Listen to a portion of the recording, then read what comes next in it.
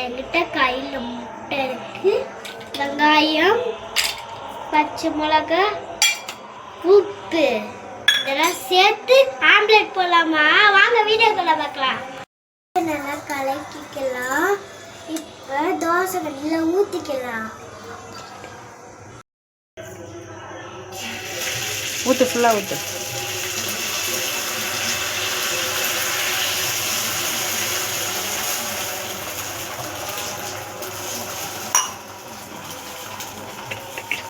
Ready வச்சு நம்ம சாப்பிடலாம்.